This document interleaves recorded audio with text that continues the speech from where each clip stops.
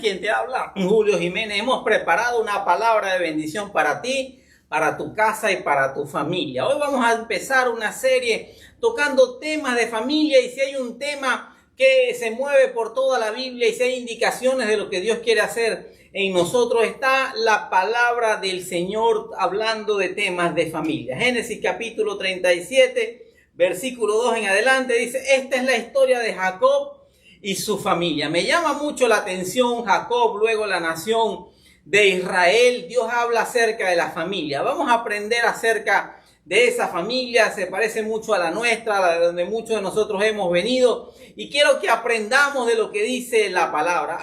Una de las cosas que garantiza la autenticidad de la Biblia es que la Biblia no esconde los errores y los defectos de las personas. El único perfecto es el Hijo de Dios, Jesucristo hecho hombre, que transitó en esta tierra sin haber cometido pecado. Pero todos los demás hombres, desde el mayor hasta el menor, desde el que tú consideres el más importante, el menos importante, todos cometieron errores y la Biblia no lo oculta. Dice: esta es la historia de Jacob y su familia. Cuando José tenía 17 años, apacentaba el rebaño junto a sus hermanos, los hijos de Bila y de Silpa, que eran mujeres de su padre. El joven José salía a informar a su padre de la mala fama que tenían estos hermanos suyos.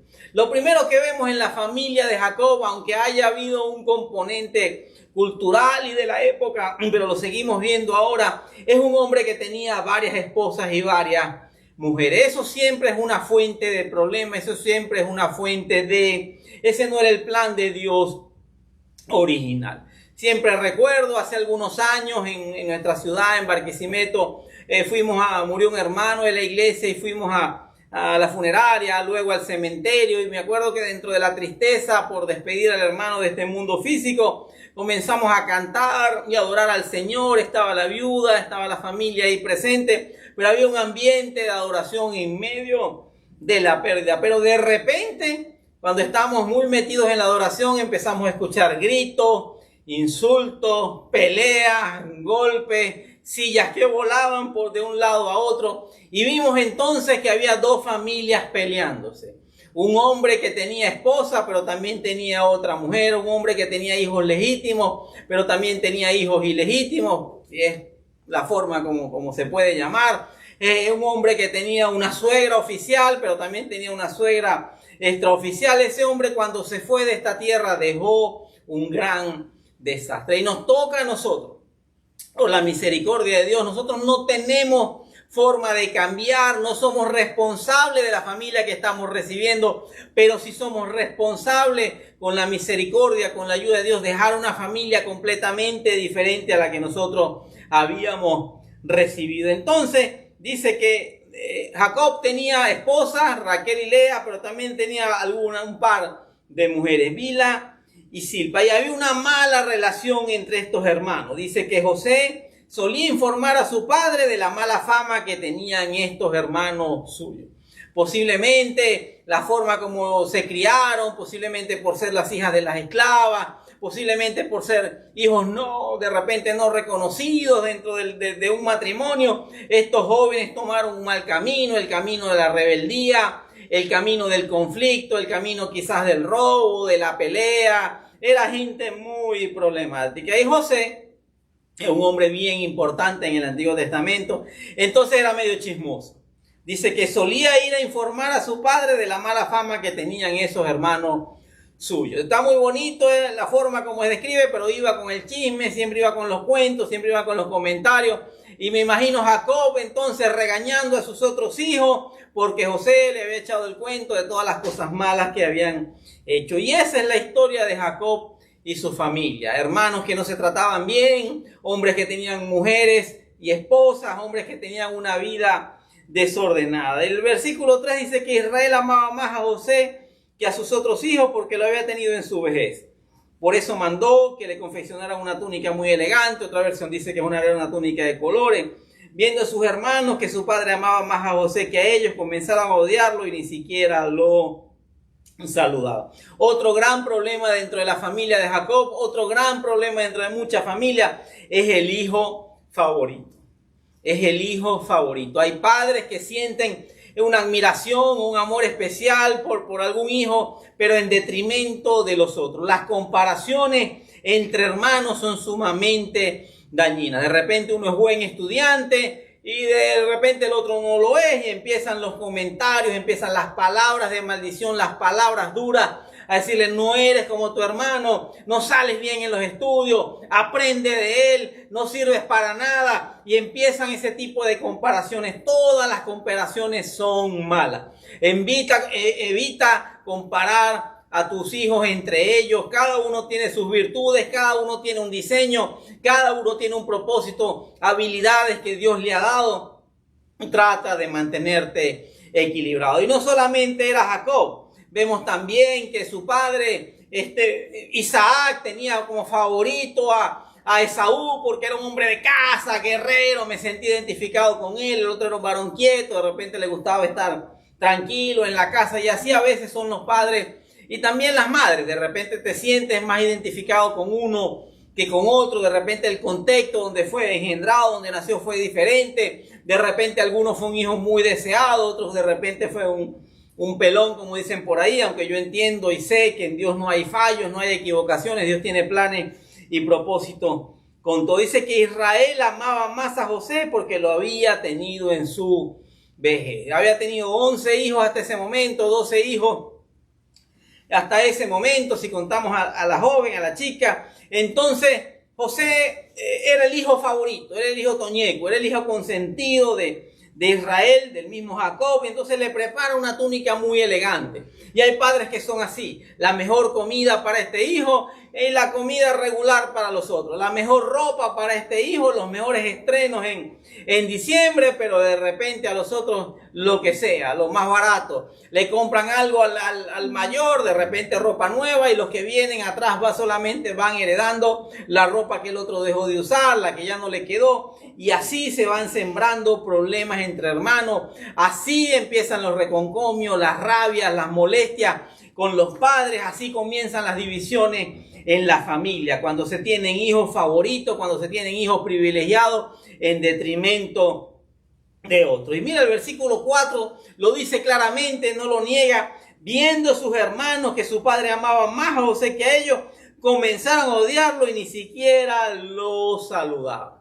Triste historia. José no tiene la culpa. José también está recibiendo quizás la consecuencia de los errores de sus padres, la consecuencia del error de Israel, de amar más a José, de demostrar ese amor, privilegiándolo en detrimento de sus hermanos, generando una competencia, generando envidia, generando contiendas entre ellos. Dice que comenzaron a odiarlo y ni siquiera lo saludaban, ni siquiera le hablaban. Triste historia, hermanos, que no se hablan, que no se saludan, que no comparten, que no tienen ningún tipo de contacto, que se sienten mejor cuando no se ven, que hay tantas cosas guardadas en el corazón que dicen: no, ese tema mejor ni lo toco, yo esa casa no la visito, yo ese cumpleaños no voy, nos veremos cuando papá se muera o cuando mamá se muera. ¿Cuánta gente hay que solamente se reencuentra, se habla o se ven en los funerales? ¿Cuánta gente hay que tiene cosas guardadas durante décadas y expresan ese tipo de emociones, de sentimientos, ya después que la persona falleció, ya después que no está en esta tierra? Hoy Dios quiere darte la oportunidad de cambiar la historia de tu familia. Había odio, había envidias, había divisiones en esa familia, gente que no se hablaba, gente que no se trataba, gente que trataba de mantener en el mínimo necesario cualquier tipo de comunicación. Cualquier parecido con una familia en la actualidad es pura coincidencia. Estos temas son más comunes de los que nosotros podemos expresar, y aunque esto fue escrito hace miles de años, todavía el día de hoy siguen ocurriendo situaciones similares en la familia. Dice que cierto día José tuvo un sueño y cuando se lo contó a sus hermanos, estos les tuvieron más odio todavía, pues les dijo: préstenme atención, que les voy a contar lo que he soñado. Resulta que estábamos todos nosotros en el campo atando gavillas. De pronto mi gavilla se levantó y quedó erguida, mientras que la de ustedes se juntaron alrededor de la mía y se inclinaron ante ella. Dice que José tuvo un sueño.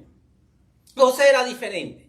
Dios tenía un plan, Dios tenía un propósito con él. No era perfecto, ya vimos aquí que era chismoso. Y aquí también José se equivoca, comete una imprudencia.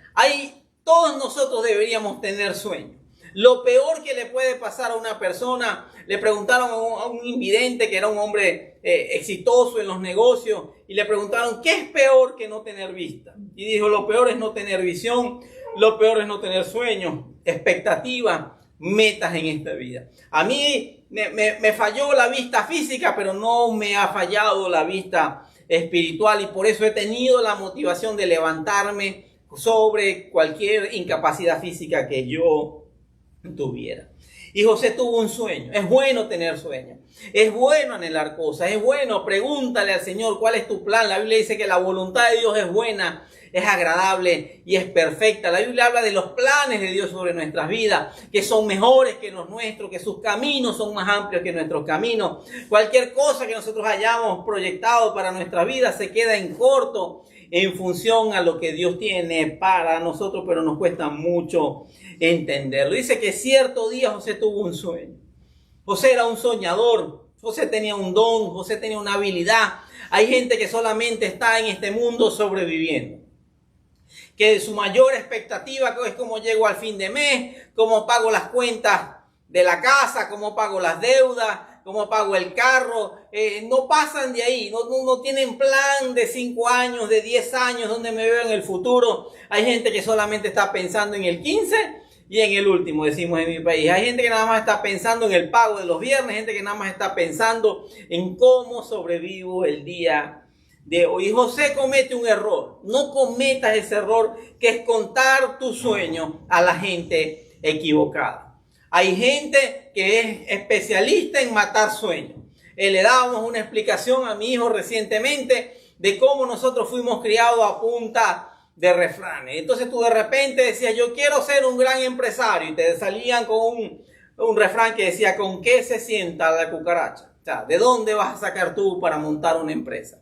Y cosas de ese estilo. De repente practicabas algún deporte, pero no eras el mejor, y de repente te decías a ti mismo, no, voy a entrenar, voy a buscar un mejor coach, un mejor entrenador, una mejor academia, yo quiero progresar en esto, yo voy a llegar a las grandes ligas, yo voy a llegar a las ligas europeas, en el fútbol o en el béisbol, las grandes ligas en Estados Unidos, y de repente alguien viene de tu familia y te dice algo como, árbol que nace torcido, nunca su rama endereza. Pum, te mató el sueño, te mató la semilla, te dijo que era imposible. Y así es, nosotros no hay cosas que tú no las puedes contar a las personas equivocadas. Aún en la misma iglesia hay gente que dice ser hermanos, pero la envidia también se mueve dentro de las iglesias, también se mueve dentro de los ministerios. Gente que es exitoso, gente que Dios bendice, gente que Dios prospera. Entonces vemos gente criticando, bueno, lo que pasa es que este es esto, este es aquello, y tratamos como de justificar de forma negativa por qué este hermano logró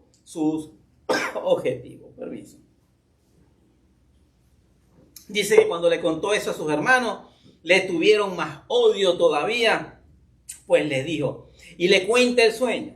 Habla de unas gavillas, habla del trigo, dice que habían 12 gavillas, ellos eran 12 hermanos, entonces la de ella quedó erguida y los demás se postraron delante de ella. Y fíjate en el versículo 8 lo que le dicen sus hermanos.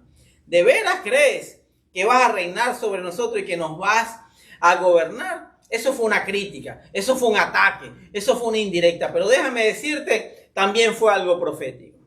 Fue algo que se cumplió con los años. Ninguno de ellos entendió el significado de ese sueño en ese momento. Pasaron quizá unos 15 años en promedio para que se cumpliera ese sueño. Pero de manera profética ellos mismos dijeron, ¿es que tú acaso vas a reinar sobre nosotros y nos vas a gobernar?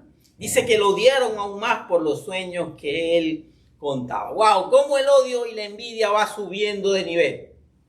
Porque contaba de las cosas malas que hacían, porque su padre lo amaba, porque le dieron una túnica elegante o de colores. Ahora porque tiene un sueño se va incrementando el odio. Cuando tú tengas sueño, Dios siempre escoge a alguien para romper las maldiciones generacionales. Dios siempre escoge a alguien para romper con esos ciclos de maldición que ha habido en la familia. Y siempre te van a ver como el raro, como el diferente, te van a atacar. Pero tú tienes que aferrarte a los sueños, tienes que aferrarte a las promesas del Señor. Entonces después José tiene otro sueño y se lo contó a sus hermanos. José vuelve a ser imprudente. José se vuelve a equivocar. Si ya se lo contaste una vez y tuviste un mal resultado, te criticaron, te atacaron, te rechazaron, vuelves a tener otro sueño, lo vas a volver a hacer.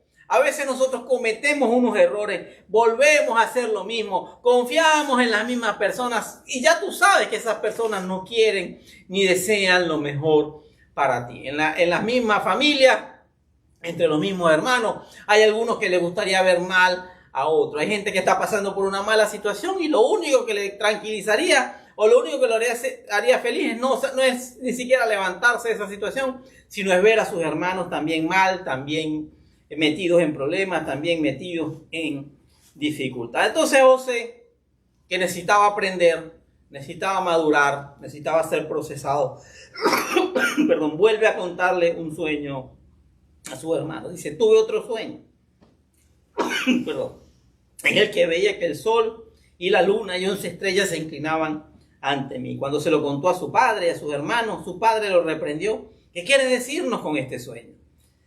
¿Acaso tu madre, tus hermanos y yo vendremos a postrarnos en tierra delante de ti? Y el versículo 11 resume el gran conflicto que había en esa familia. Sus hermanos le tenían envidia, pero su padre meditaba en todo esto.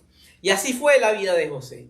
Así fue la familia de Jacob. Una familia dividida, una familia con problemas, una familia con mala reputación, una familia donde hubo adulterio, una familia donde el hijo mayor se acostó con una de las concubinas. Pasaron tantas cosas difíciles en esa familia. Pero déjame decirte algo, nada ni nadie va a detener el plan y el propósito que Dios tiene para tu vida. Los sueños que Dios ha puesto en tu corazón se van a cumplir. Lo que José nunca entendió era el proceso. Lo que tú y yo nunca hemos entendido y nos cuesta comprender es que va a haber un proceso que nos va a llevar desde el punto A hasta el punto B, desde el lugar de las promesas hasta el lugar del cumplimiento de las promesas. Durante 13 largos años la vida de José fue puesta a prueba. Mira lo que sucede.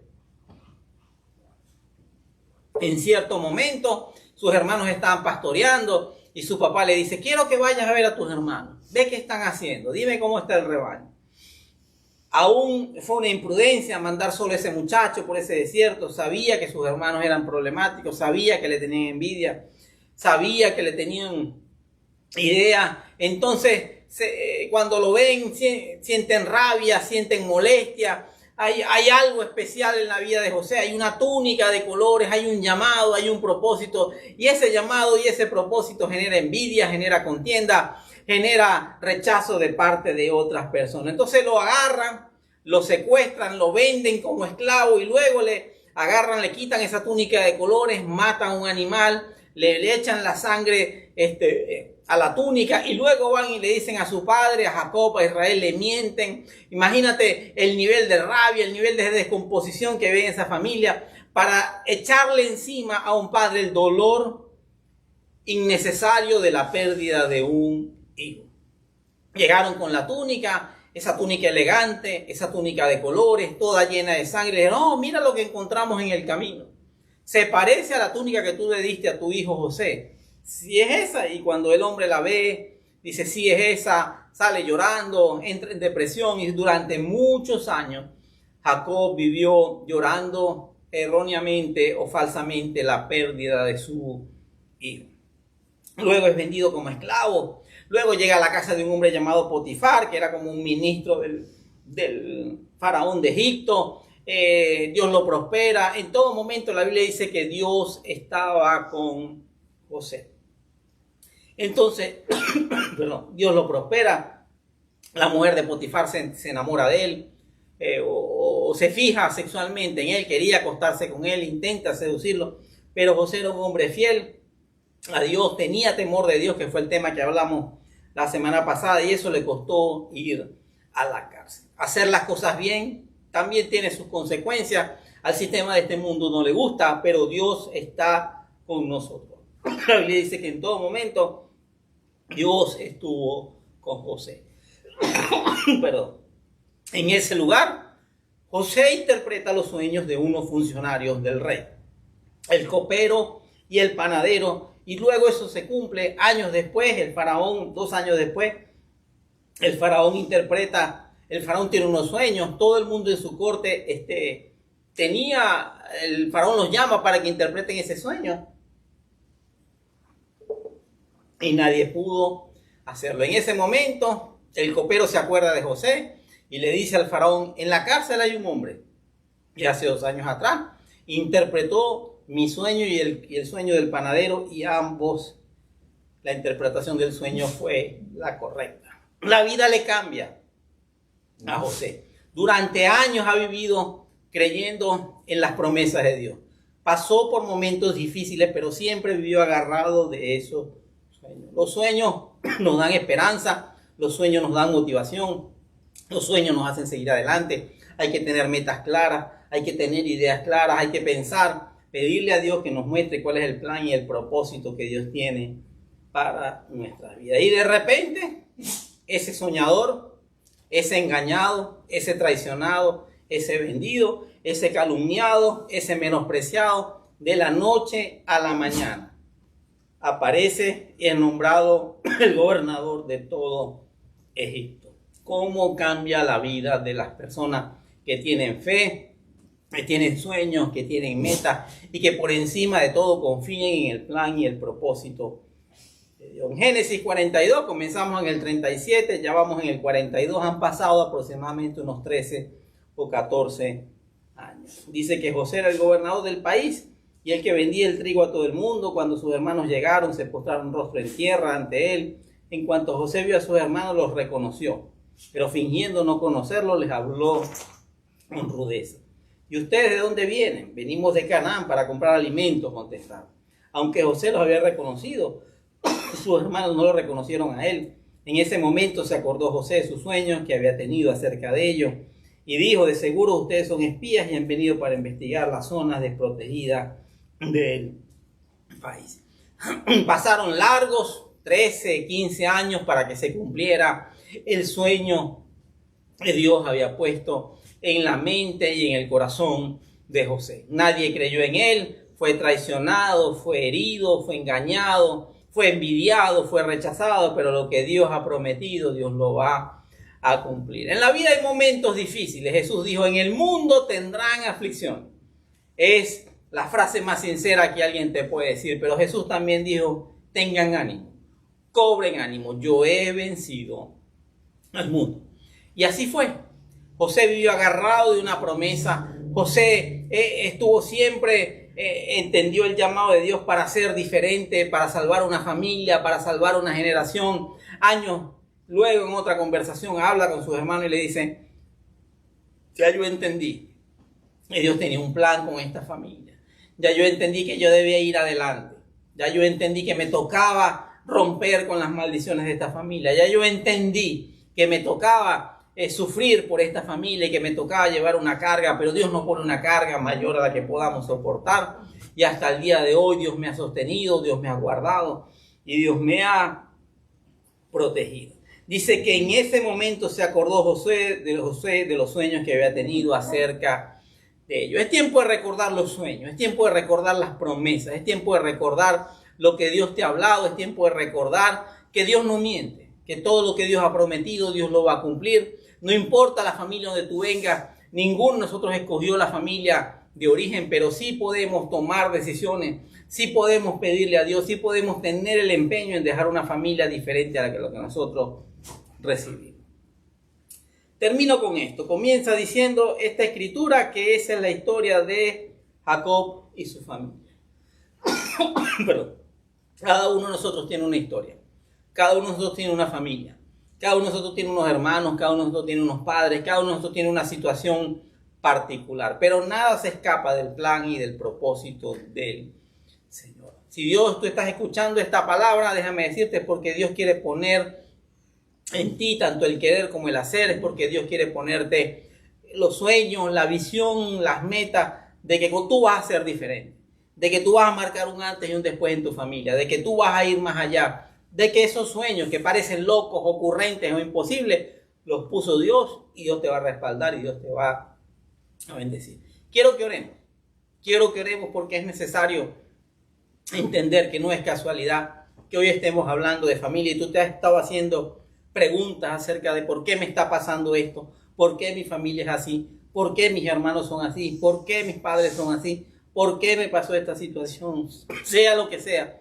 Dios tiene un final de bendición para tu vida y va a llegar el momento donde te vas a dar cuenta que todo lo que Dios te prometió y todo lo que estamos hablando hoy, aunque tu inicio haya sido pequeño, aunque hayas tenido problemas al inicio, tu final será grande, tu final será bendecido y Dios va a cumplir su propósito en tu vida. Oramos, Padre, te damos gracias, Señor, por esta mañana, gracias por este tiempo, gracias por nuestra familia, Señor, la rendimos delante de ti. Vemos que tú cuidas de nosotros, Señor. Tú has prometido que aunque padre y madre nos abandone, tú nunca nos abandonarás. Te pedimos por nuestra familia, trae una restauración, trae unidad, Señor. Permítenos ser instrumentos de bendición, Señor. Permítenos poner delante de ti nuestros sueños, nuestras expectativas, Señor. Y creemos que tú cumplirás tu propósito en nosotros, Señor. Si tú fuiste fiel con José, más aún nosotros que tenemos a Cristo como intercesor, tú serás fiel con nosotros y tú cumplirás tu propósito en nuestra casa, en nuestra vida, en nuestra familia, Señor. Y te pedimos que el final, Señor, que al final nuestra familia sea diferente, que nuestra familia sea funcional, Señor, que todo lo que hagamos sea colocar nuestra familia, Señor, sobre la roca y esa roca es Cristo, Señor. Esa familia va a permanecer y tú la vas a guardar y tú la vas a proveer todo lo que haga falta, Señor, y tú cumplirás tu propósito en nosotros. Si tú has hecho esta oración, déjame decirte, vas por el camino correcto. No sé en qué etapa estás. Te hablé de todas las etapas de José, desde que tuvo un sueño hasta que se cumplió ese sueño, todas las dificultades que tuvo. No sé en qué momento tú estás, pero déjame decirte, el Señor va a cumplir su propósito en tu vida. Comparte esta enseñanza, comparte este tema con otras personas, escúchalo varias veces y ten por seguro que Dios está mirándote y que toda situación que tú estés pasando, Dios la tiene bajo control, porque la Biblia dice que el Señor estaba con José. Déjame decirte, Dios está contigo. Nos vemos en una próxima oportunidad.